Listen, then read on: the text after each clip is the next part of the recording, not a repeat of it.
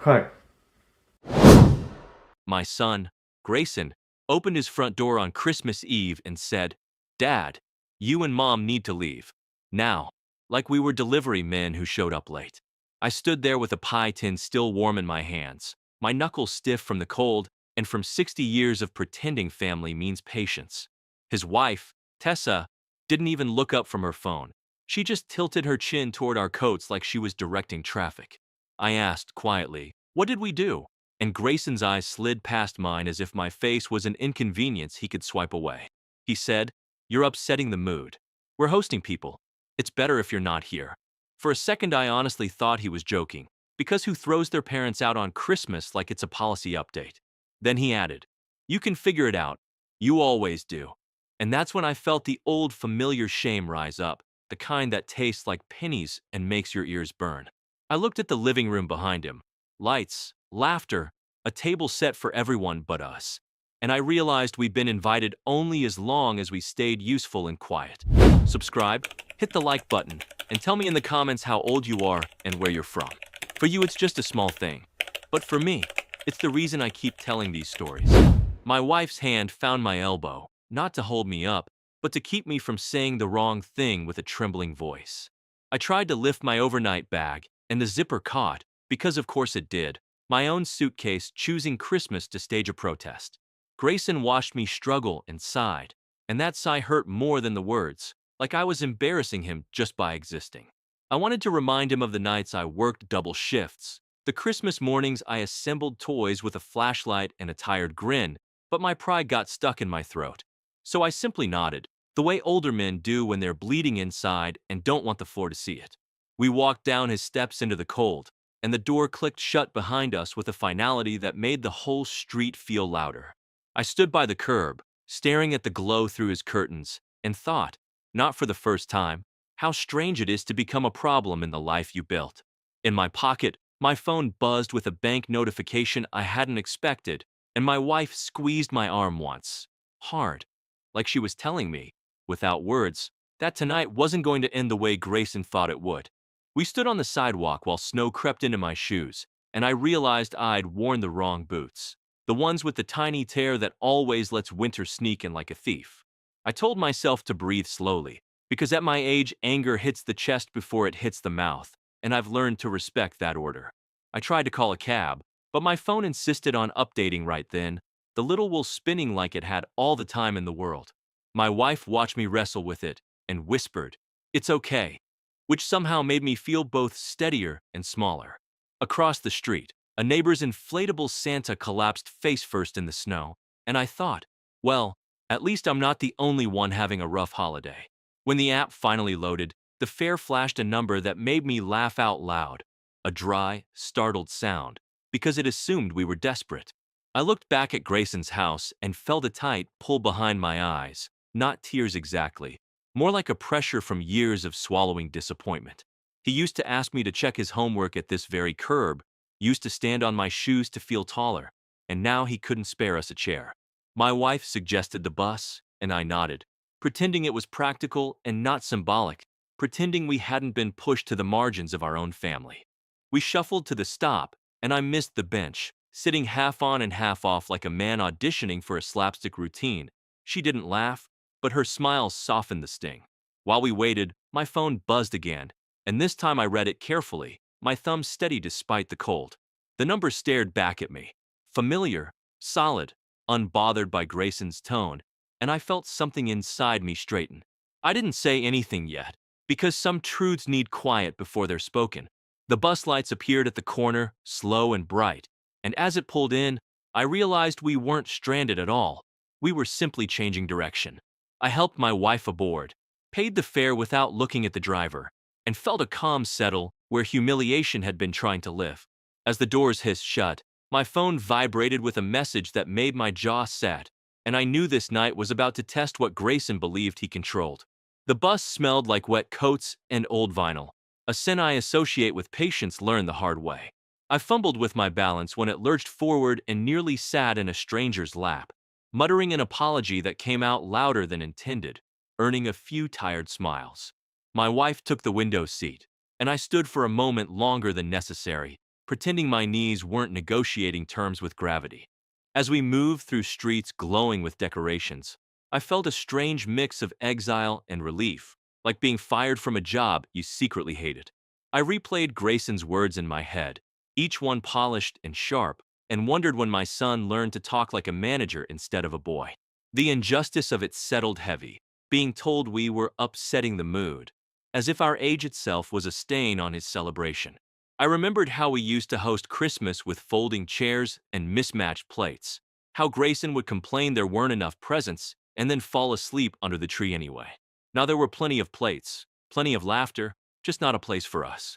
The bus hit a pothole, and my hat slid over my eyes, and I laughed despite myself, peeling it back like a curtain on a bad play.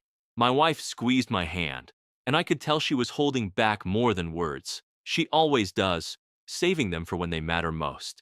My phone buzzed again, and I ignored it this time, because anger deserves its moment before it's managed. At the next stop, a couple climbed on arguing about directions, and I thought about how many times we'd argued quietly so Grayson wouldn't hear, how we'd chosen harmony over honesty for decades. That choice felt expensive now. I looked at my wife's profile reflected in the glass and saw resolve there, calm and unshakable, and it reminded me that we'd survived worse than a slammed door. When the bus finally slowed near downtown, I pulled the cord too early, jumping up with an enthusiasm my knees did not share, and nearly missed the stop altogether. The driver cleared his throat like a schoolteacher, and I thanked him with a nod that felt like an apology to the universe. We stepped off into the cold again, and as I reached for my phone, ready to stop pretending, I knew the unfairness of tonight wasn't finished showing its teeth. Downtown looked festive in a way that felt personal, like the city was celebrating without asking permission from anyone's children. I suggested a small cafe I remembered from years ago, then immediately walked past it twice because every storefront suddenly looked the same to me, lights blurring together like my reading glasses were playing tricks. We finally went inside, and I shook snow off my coat a little too aggressively, dusting a poor artificial pine by the door like it owed me money. The barista smiled politely, the kind of smile you give people who look like they might tell a long story, and I ordered coffee I didn't really want just to feel normal again. My wife sat across from me, hands folded, watching me with that quiet patience that has kept us married longer than most warranties last. I checked my phone at the table, and there it was again, the account summary, calm and steady, a number that had grown quietly while we grew older.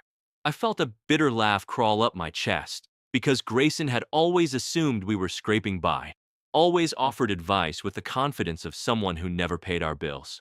He once suggested we downsize emotionally, whatever that means, as if dignity takes up square footage.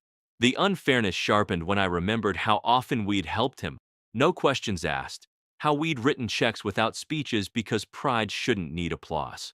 I stirred my coffee too hard, splashing a drop onto the saucer, and apologized to no one in particular, a habit I'm trying to break. My wife leaned in and said softly, "This isn't about money."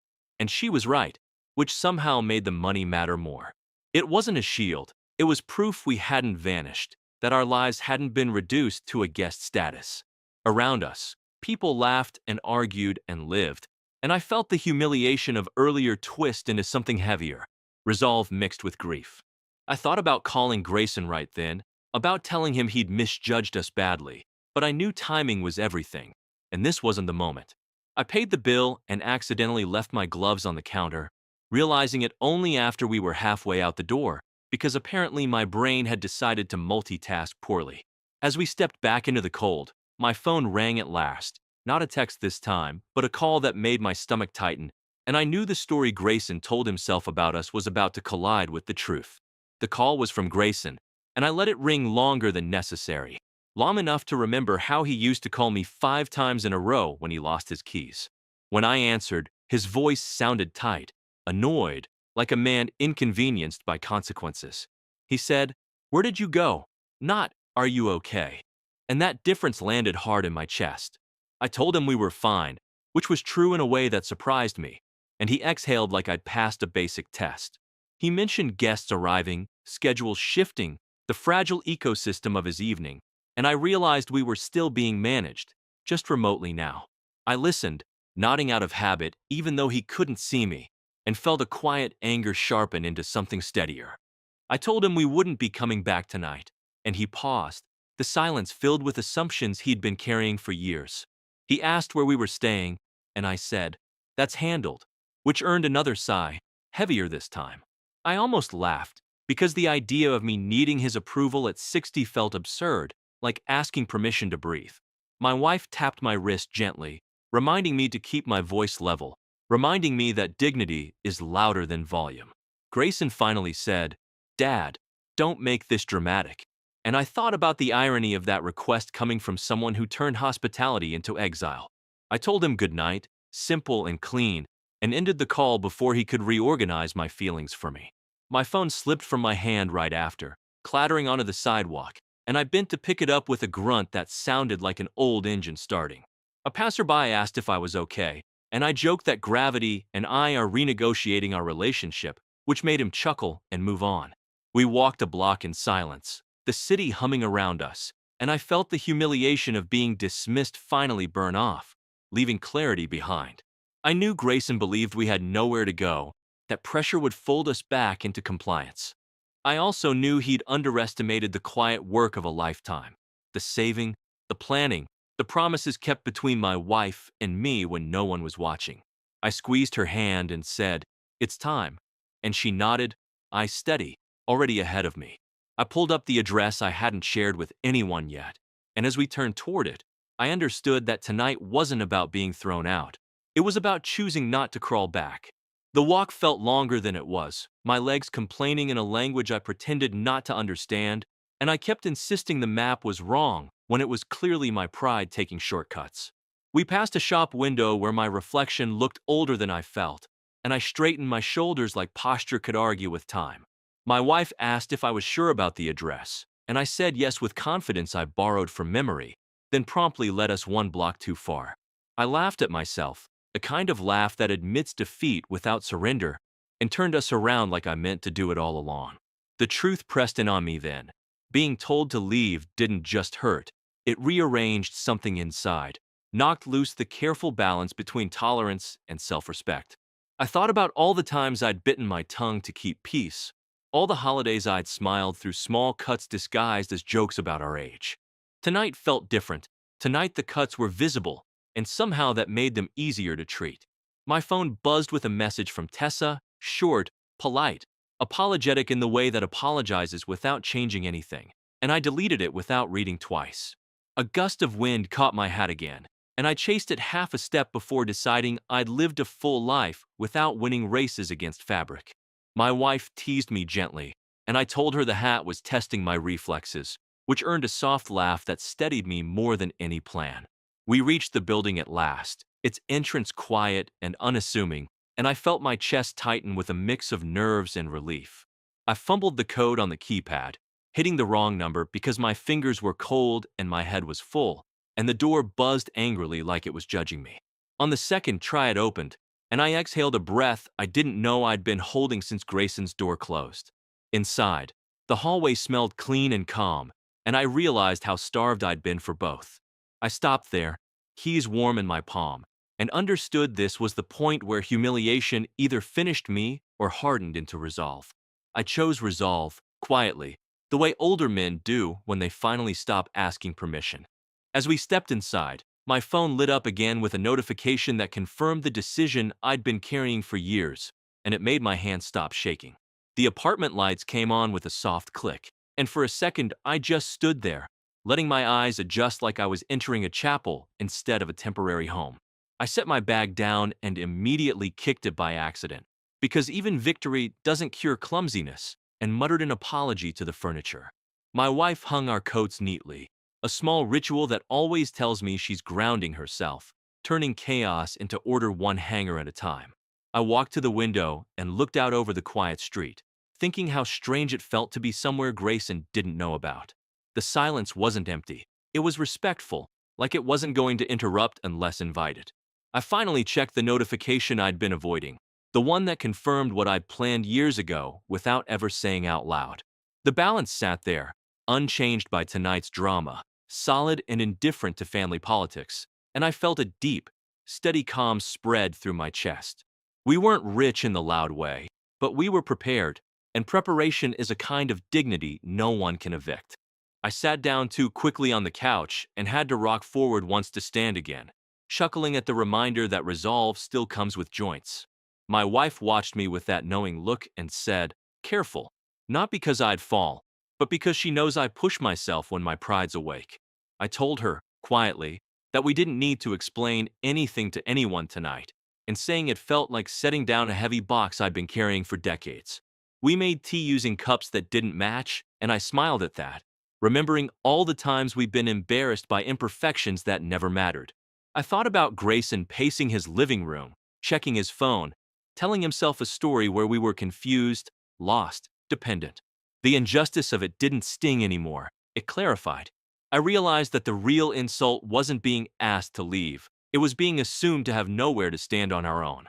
I looked at my wife and saw the same thought reflected back at me, steady and unafraid, and I knew the quiet anger inside me had finished changing shape. It wasn't about proving him wrong with numbers or addresses. It was about choosing ourselves without apology.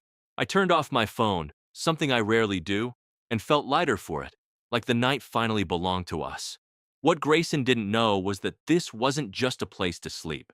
It was the beginning of a decision that would reach him soon, whether he was ready or not.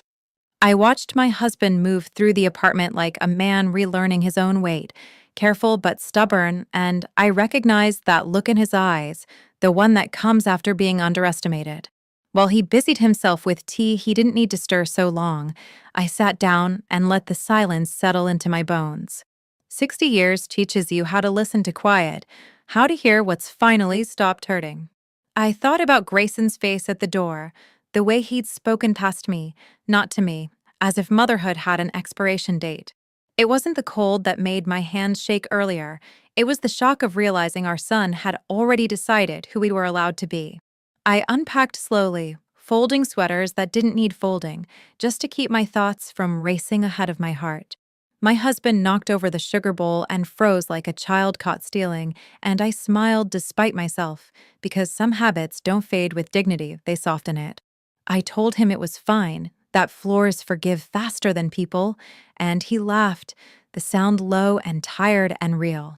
Sitting there, I felt the injustice of the evening settle differently in me than it did in him. Where he felt insult, I felt erased. I remembered every holiday I planned around other people's preferences, every conversation I swallowed to keep the peace, every time I told myself this is what love looks like at our age. I checked my phone and saw messages from relatives, confused, curious, polite, and I realized how quickly stories grow when you're not there to tell your own. I didn't reply. For once, I wanted our silence to speak without being edited. I looked at my husband and knew he was holding back plans he'd been shaping for years, and I loved him for waiting until I was ready to hear them. When he sat down beside me, his knee cracked like a bad joke, and we both laughed, because even anger can't bully the body into behaving. I took his hand and said, "We didn't do anything wrong," and saying it out loud felt like reclaiming a small piece of land. He nodded, but I could tell he was already looking forward, past the hurt toward action. I wasn't there yet. I needed to grieve the son I thought I had before I could face the one who closed the door. I stood up, straightened my back, and felt something solid return to me, a sense of self that doesn't ask for permission. As I turned off the lamp, I understood that my part in this story was just beginning, and I wasn't planning to be quiet anymore. Morning came softly, the kind that doesn't ask permission, and I lay there listening to my husband breathe like the world hadn't rearranged itself overnight. I got up first, as usual, and nearly tripped over his shoes placed perfectly in the middle of the floor, a habit he swears is temporary but has survived decades. I made coffee too strong because my hands were still shaking, then added hot water and pretended that was always the plan. Sitting at the small table, I finally let myself feel the weight of what had happened, not the scene at the door, but the assumption behind it. Grayson didn't just ask us to leave. He decided we were fragile, dependent, finished. That realization hurt more than the cold ever could. My phone lit up with messages from family, some awkward, some carefully neutral, all circling the same question without asking it directly. I deleted most of them because explanations have a way of shrinking the truth. My husband shuffled in, squinting at the light, and asked if this place had morning rules, which made me smile despite myself. I told him the only rule was not to break anything before noon, and he promised nothing, which felt honest. As we ate toast that burned on one side and stayed pale on the other, I remembered all the times we'd been treated like background furniture, useful, sturdy, and easy to ignore. I thought about Grayson's wife, Tessa, and the way she looked through me like I was part of the decor. I wondered how often she'd rehearsed that moment, how easy it must have felt to edit us out. My husband reached for the sugar and knocked it over again, and we both stared at the mess like it was an omen before laughing quietly. The laughter didn't erase the anger, but it made room for it to breathe. I realized then that I wasn't interested in confrontation. I was interested in clarity. I stood at the window and looked out at a city that didn't know our names and didn't need to, and I felt oddly free. We had choices, real ones, and for the first time in years, no one was staring them for us. I turned back to my husband and said, "We need to stop waiting for permission," and he nodded without hesitation. What Grayson didn't understand yet was that his decision had stripped away our fear, and that kind of freedom doesn't stay quiet for long. By late morning, the phone started acting like it had a conscience, lighting up again and again as if persistence could rewrite the night before. I didn't answer at first. I wanted to hear my own thoughts without an audience. My husband tried to fix the toaster, convinced it was thinking about retirement, and managed to launch a slice across the counter like a weak protest, which broke the tension just enough for me to breathe. I sat beside him and realized something had shifted in me from hurt to resolve, a clean line I could finally see. Grayson's version of events was already circulating. I was sure of it, polished and convenient, with us recast as confused and emotional. That story had always worked before because I'd helped it along by staying silent. I opened one message from my sister-in-law, carefully worded, full of concern without responsibility, and I closed it again without replying. I wasn't angry at her. I was done being edited. My husband finally gave up on the toaster and bowed slightly to it, like a gentleman conceding a duel, and I laughed out loud, surprised by how good it felt. I told him I wanted to speak to Grayson later, not to argue, not to beg, but to state facts the way adults do when they're finished negotiating their worth. He listened without interrupting, which told me he trusted my timing, even if his instincts leaned toward action. I thought about the accounts, the plans we'd kept quiet because discretion felt safer than pride, and I felt a flicker of anger at myself for hiding our strength to make others comfortable. We hadn't saved all those years to be treated like temporary guests in our own family. When the phone rang again, I answered, and my voice surprised me with how steady it sounded. I said, "We're fine," before anyone could ask, and ended the call before sympathy turned into advice. My husband raised an eyebrow, impressed, and I told him I was done shrinking. I looked around the apartment, small, clean, ours for now, and understood that this wasn't a retreat, it was a pivot. The power Grayson thought he had over us was dissolving, not because of money, but because we'd stopped asking to belong. By the time noon light filled the room, I knew exactly what I was going to say to our son, and more importantly, what I would no longer accept in return. When I finally called Grayson, I made sure my hands were steady first, because I didn't want him to hear anything he could mistake for weakness. He answered on the third ring, his voice already prepared for defense, like he'd rehearsed being reasonable. I told him calmly that we were safe, comfortable, and not in need of instructions, and there was a pause long enough for me to picture his confusion. He tried to soften his tone, said things like, "It was just a misunderstanding, and you know how stressful hosting can be," as if stress turns parents into disposable items. I let him finish, because I wanted him to hear how small his excuses sounded when given space. Then I spoke, slowly, choosing words the way you choose stones to cross a river, deliberately, without rushing. I told him how it felt to stand in the cold holding food meant for family, how silence from his wife felt louder than shouting, how being told to leave changed something that couldn't simply be patched later. He interrupted once, and I stopped speaking immediately, letting the quiet do the work instead. My husband, listening nearby, tried to sit down and missed the chair by an inch, landing with a surprised grunt that almost made me laugh into the phone.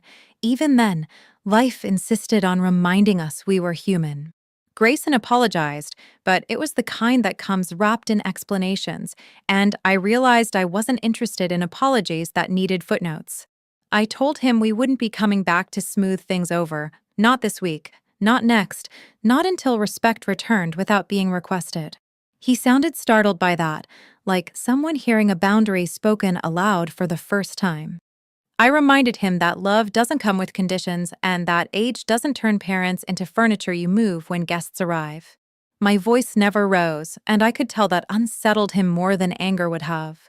When the call ended, my hands were shaking not from fear, but from the release of years of swallowed words.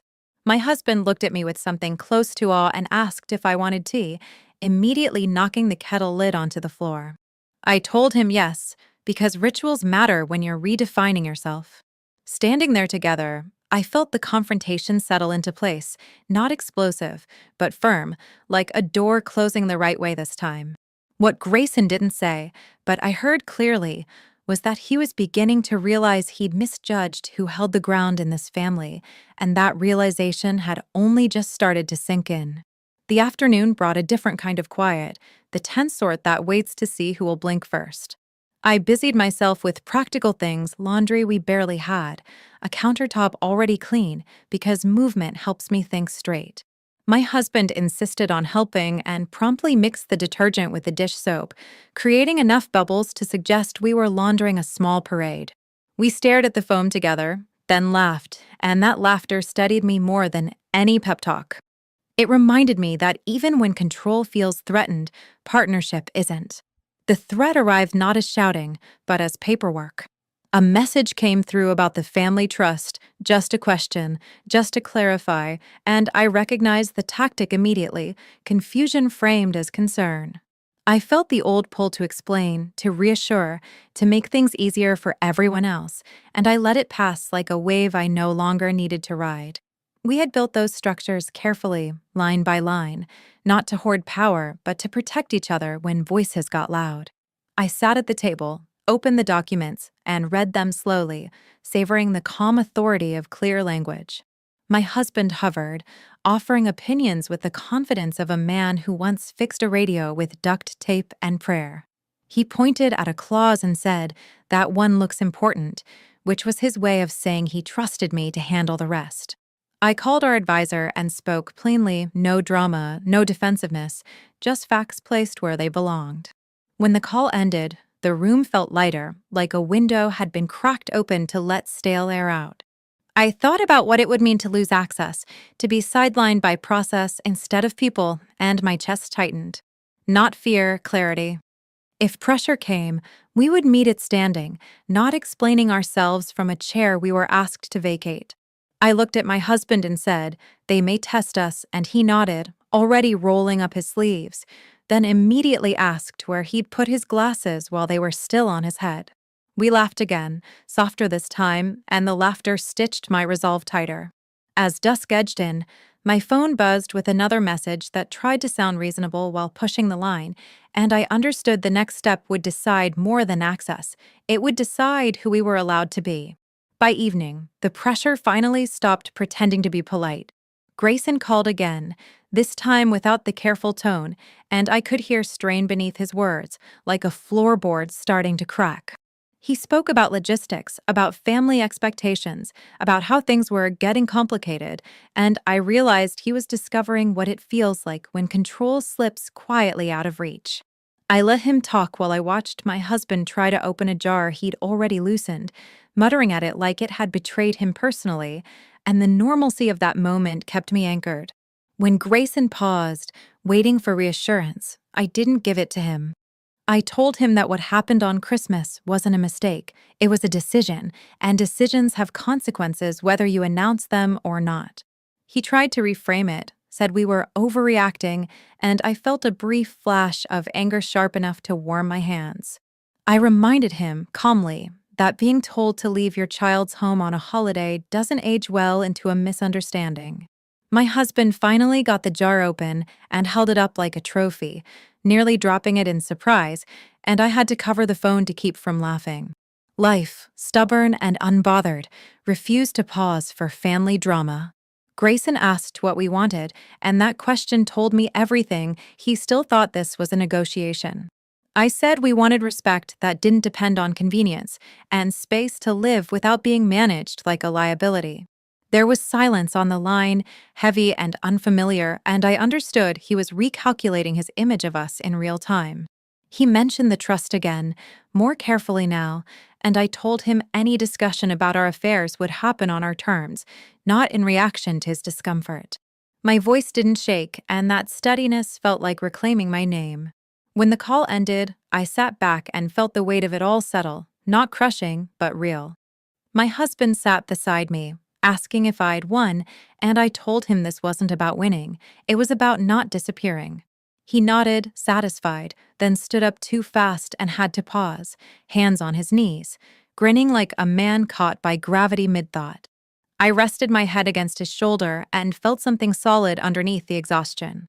What neither of us said out loud was that the final step was already decided, and once taken, there would be no pretending things could go back to how they were. The next morning felt different, not lighter exactly, but settled, like furniture finally placed where it belongs. I woke before my husband and watched him sleep, mouth slightly open, glasses still on the nightstand where he always forgets them, and I felt an unexpected wave of gratitude. We weren't broken by what happened, we were clarified by it. I made breakfast and burned the first batch of eggs, because even emotional victories don't improve my timing, and when he wandered in and saw the pan, he said, "Good, I was hoping for something memorable." We laughed, and that laughter felt earned, not forced. We sat together and signed the last document we'd already discussed the night before, our names steady, our hands sure. It wasn't an act of revenge, it was an act of alignment, putting our future where our dignity already stood. I sent one message to Grayson, short, factual, calm, letting him know our decision was final and that we loved him, but we would not negotiate our worth. There was no immediate reply, and for the first time, I didn't fill the silence for him. I realized how often I'd mistaken responsibility for love, and how freeing it was to tell the difference. My husband offered to celebrate by making coffee and somehow managed to forget the mug under the machine, flooding the counter instead. We stood there watching it spill like a slow-motion comedy, and instead of sighing, we cleaned it together, side by side, exactly how we've always survived things. I thought about the years ahead, quiet ones, busy ones we haven't planned yet, and felt no fear about them. We had money, yes, but more importantly, we had choice, and that had been ours all along. Later that day, we stepped outside into the cold, hand in hand, not leaving anything behind this time. I didn't feel the need to look back or to check my phone for approval or regret. Our son's decision had tried to reduce us, but it had done the opposite.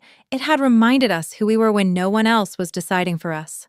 We hadn't raised our voices, and we hadn't begged to stay. We simply stood our ground. And in the quiet that followed, I understood something clearly and completely. They didn't break us. We stood together and we won.